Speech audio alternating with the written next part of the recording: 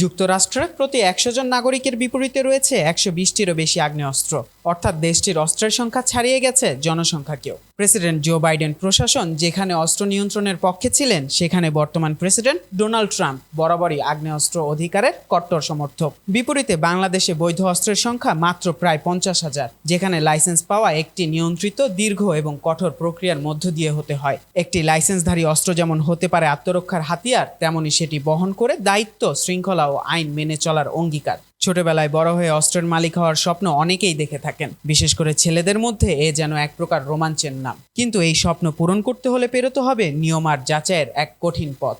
বাংলাদেশে অস্ত্র আইনের কাঠামো দাঁড়িয়ে আছে ১৮৭৮ সালের আর্মস অ্যাক্ট, ১৯২৪ সালের আর্মস রুলস এবং আগ্নেয়াস্ত্রের লাইসেন্স প্রদান, নবায়ন ও ব্যবহার নীতিমালা ২০১৬ এর ওপর ভিত্তি করে।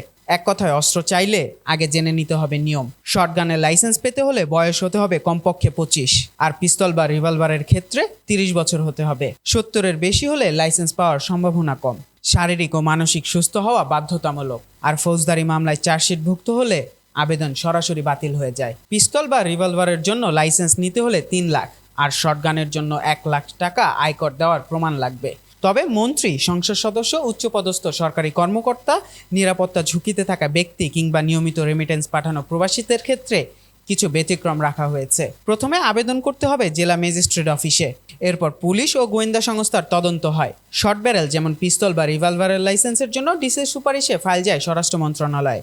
শটগান বা রাইফেলের মতো লং ব্যারেল অস্ত্রের ক্ষেত্রে ডিসি লাইসেন্স দিতে পারেন, তবে সুযোগ নেই কোনো স্বয়ংক্রিয় অস্ত্রের লাইসেন্স পাওয়ার।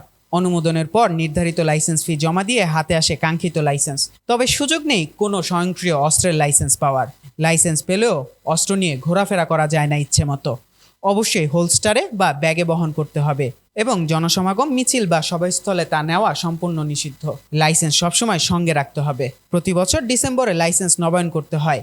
একজন ব্যক্তি সর্বোচ্চ একটি লং ব্যারেল ও একটি শর্ট ব্যারেল অস্ত্রের লাইসেন্স পেতে পারেন। শুটিং ফেডারেশনের অনুমোদন থাকলে এই সংখ্যা ৩টিতে উন্নীত হতে পারে।